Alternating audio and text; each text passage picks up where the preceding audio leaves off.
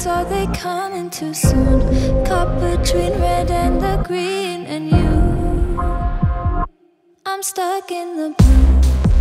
Ooh.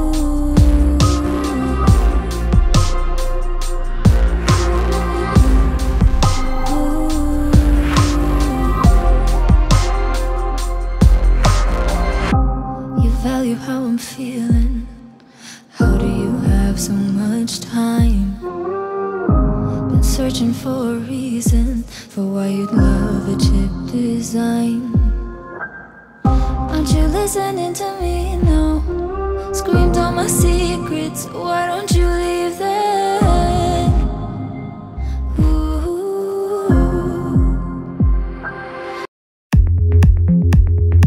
To get this shot set up, I needed to use a really high quality fluid head, so it was between the Sachtler Ace M and the FSB8, but I found the Ace M just spins a lot smoother on the lowest setting. This was supposed to be a really interesting shot for the Superpanel Full Color 30 with the lenses in front, but it was just a little bit too wide for the size of the setup that I was working with. So instead, Lupo also sent out their Smart Panel, which is their on-camera light with lenses. So I took my Manfrotto bendy arm and wrapped it in Cinefoil to kind of block out some of the light. Cinefoil is an excellent little matte black tinfoil you can use to control light or hide things that are in your shot. And so I took the Zeapon Micro 2, a little thing that is meant for teleprompter, a little digital photo arm that I bought for my Ronin S, and I mounted them all up on the tripod in a way that when I spin it, the camera on the end of the slider would be pointing at the end that had the extra arm here. And then I could take the corner of the Smart Panel and just kind of dip it right in between that line of sight. So I know that while I spin the fluid head,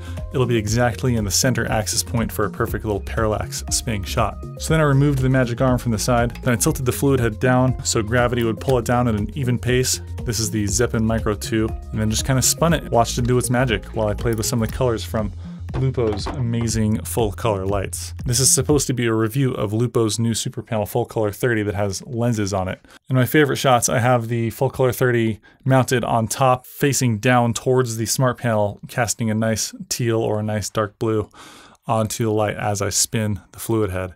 Anyways, I'm gonna get back into my traditional review format and go through and tell you a little bit about Lupo's new Superpanel Full Color 30. And if you like where we're at so far, now's a good time to give me the thumbs up and hit subscribe. All right, let's get into this review. This is the Lupo Superpanel Full Color 30. And this is the Lupo Superpanel Full Color 30. This is actually their old one. It's now dubbed the Superpanel Full Color 30 Soft because it has a soft layer of diffusion on the front of it. Whoosh. And this is the new Lupo Superpanel Full Color 30. And it has lenses on the front of it. It makes the output from the panel much more intensified and directional. Now, if you wanted to make the light directional on the Superpanel Full Color 30 Soft, you'd have to use a grid. And I found that when I threw the grid on the Superpanel Full Color 30 Soft, that it would, of course, it'd make it directional, but it would also cut the output quite a bit. It'd go from 400 to about 300 lux at 1 meter away. For comparison's sake, the Superpanel Full Color 30 with the lenses in the front was getting 4,000 lux at 1 meter away. And this is just measuring the red channels because I usually measure the amount of output in lux using just red as the color so we can get a sense for how much full color output these lights have. Now, when switching it into CCT mode and going into just white, I was getting 17,000 lux at 1 meter away. That's an insane amount of output for a full color light. So I've been using Lupo's products for a while. If you've been following my channel, you already know that. I've got the Full Color 60 here. This is obviously the older one. It's also now dubbed the Full Color 60 Soft. And then I've got the action panel over here, which you've already seen, and I've already talked a little bit about the differences between using a grid and using lenses in front of the light to intensify it. So I'm not going to go too much into detail other than letting you know that all of Lupo's products have been upgraded this year. So if you even get the older Superpanel Full Color 60 Soft or the 30 Soft, they're all going to come with the new build quality upgrades, which include a stronger, thicker yoke, a USB port for firmware upgrades, and a better, easier to use dials on the back. They just feel better when you touch them and turn them. It's just a minor but important attention to detail in the user interface. And one thing I noticed is if you're going between AC power and V-mount power, if you're powering these lights with a V-mount battery, the maximum output is cut by about 30%. If you turn the fan off, which is something you can do, the fans aren't loud at all. I have all these lights with all their fans running right now, but you can't hear them unless you listen really closely. But if you turn the fans off, it will cut the output of the light by 50%. So just a couple things that you should know.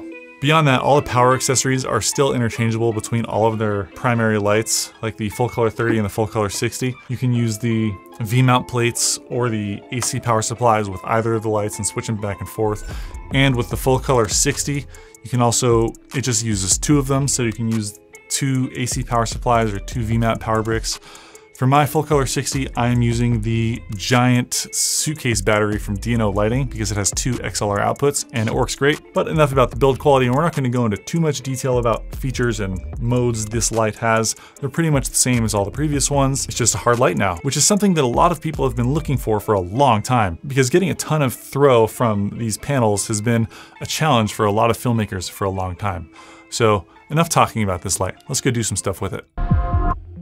Here we're lighting up the dining room with the full color 30 soft, and you can see everything is really evenly lit really well, but it's not super bright.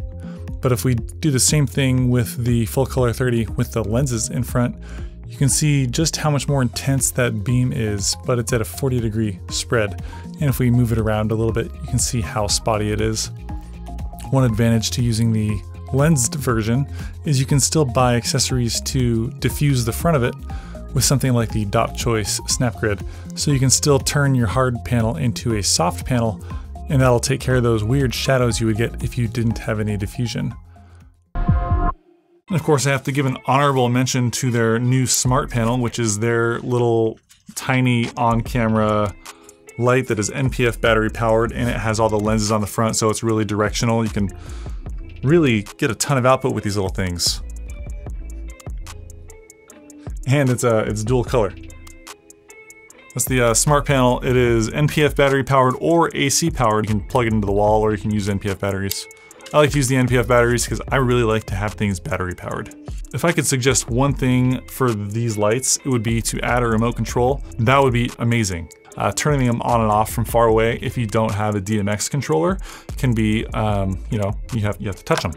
I've also found that plugging them into a power strip and then turning the power strip on and off will also work if you just want to hit one button and turn everything on. Other than that, this is like these lights are the ideal embodiment of what you're looking for in a studio RGB WW panel. If you want to see more videos like this, feel free to hit the subscribe button and I will see you in the next one. Oh, and thumbs up for Lupo. If it weren't for them sending these lights out, I wouldn't be able to make these videos for you guys. So thank you, Lupo. All right, I'll talk to you guys in the next one.